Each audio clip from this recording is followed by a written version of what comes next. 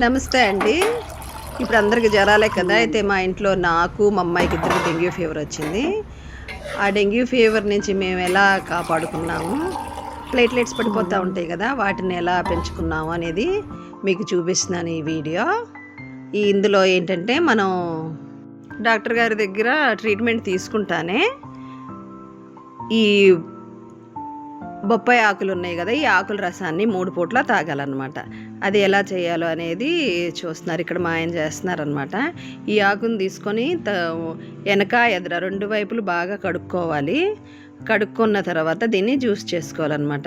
అయితే ఈ జ్వరంలో, డెంగ్యూ జ్వరంలో ముందుగానే మనం పసిగట్టి మనం ఇలాంటి ఆకు రసాన్ని కానీ తర్వాత ఫ్రూట్స్ కానీ తీసుకొని జాగ్రత్త పడితే తొందరగా కోలుకుంటాం అన్నమాట. అయితే నాకు వచ్చి రోజుకి 40,000 ప్లేట్లెట్స్ పడిపోతున్నాయి. మా అమ్మాయికి 15 అనమాట. అంటే 15,000. ఆమెకి పెరగటం అలాగే పెరిగింది, తగ్గడం కూడా స్లోగా తగ్గింది. నాకు ఒకేసారి 40 తగ్గినాయి. మళ్ళీ ఇది 2 రోజులు తీసుకునేసరికి 45,000 ప్లేట్లెట్స్ పెరిగిపోయినాయి అనమాట. అట్లా దీన్ని 3 పూట్ల శుభ్రంగా కడుక్కొని దీన్ని చక్కగా మిక్సీకి వేసుకొని వడగట్టుకొని తాగాలి. కొంచెం వాటర్ పోసుకోవాలన్నమాట. ఇది తయారు చేసే విధానం ఇక్కడ చూపిస్తున్నారు కదా. అయితే ఈ ఆకుని కొంచెం లేత ఆకునే తీసుకోవాలి, మరీ ముదురుది కాకోకుండా. అది కూడా మనము చీకటి పడినాక కొయ్యకూడదు, పగలే తెచ్చుకొని పెట్టుకోవాలి. ఇది ఎక్కడైనా పెరుగుతూనే ఉంటుంది కాబట్టి ఈ బొప్పాయి ఆకుల రసాన్ని మనం ఈ డెంగ్యూ ఫీవర్కి చాలా బాగా పనిచేసిందనమాట.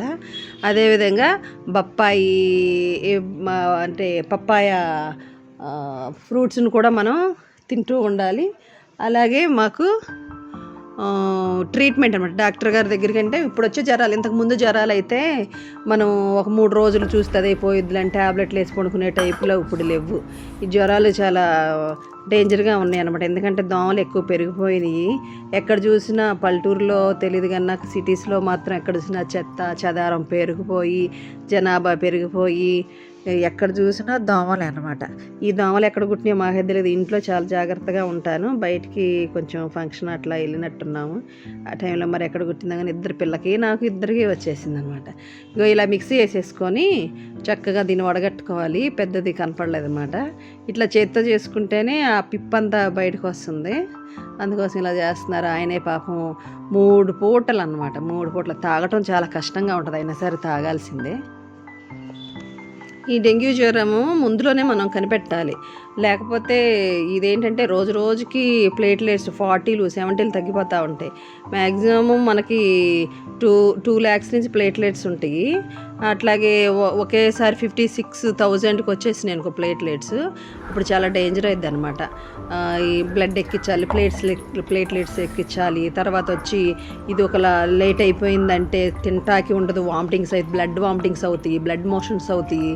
ఇంత దాకా తెచ్చుకోకుండా ఏ జ్వరం వచ్చినా సరే నా సజెషన్ ఏంటంటే వెంటనే డాక్టర్ దగ్గరికి వెళ్ళిపోవాలి. ఈ రోజు వచ్చిందంటే పొద్దున్న వెళ్ళిపోవడమే, లేదంటే ఆ రోజు కూడా వెళ్ళిపోవాలి.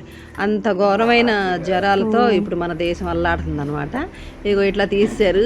ఇన్ని 4 ఇట్లు ఎందుకు పోస్తున్నారంటే మా ఇద్దరికి ఆ పెద్ద గ్లాసులు అనమాట. నా పిల్లడను మా ఆయన కూడా మాకు కంపెనీ కోసం అంట. అది తాగలేదు, చాలా చేదుగా ఉంటుంది. ఆయన సరే టక్కన తాగేసేసి ఏదన్నా ఫ్రూట్ కానీ లేకపోతే ఏమన్నా మనం నోటికి తినగలిగినవి అవి మాత్రమే తినేసేస్తే ఈ చేదు అనేది పోతుందన్నమాట. కానీ మరీ ఎక్కువ తాగకూడదు. ఇక తీసుకొచ్చారు మా వారు, ఇప్పుడు మేము తాగుతాం అనమాట. ఈ ప్లేట్లో ఏంటంటే పన్నీర్ అనమాట. మనం ఎక్కువగా పాల పదార్థాలు తర్వాత లిక్విడ్స్ బాగా తీసుకోవాలి. ఈ డెంగ్యూలో బాగా ఫ్రూట్స్ తినాలన్నమాట. ఫ్రూట్స్ అంటే పప్పాయి కానీ యాపిల్ కానీ ఇంకా ఏదైనా సరే. మ్యాక్సిమం మేము ఎక్కువ డ్రాగన్ ఫ్రూట్స్ బాగా తినేసామన్నమాట. పొద్దున ఒకటి, సాయంత్రం ఒకటి. అట్లాగే ఈ పప్పాయి జ్యూస్ 3 పూట్ల తాగాం. డీహైడ్రేట్ అవ్వకోకుండా మనం తాగాలన్నమాట. ఎక్కువ లిక్విడ్స్ తీసుకోవాలి. మా అమ్మాయికి బాగా ఎక్కువ డల్ అయిపోయింది, చిన్నపిల్ల కదా. నేను తాగలేక కష్టపడి తాగిచ్చామన్నమాట.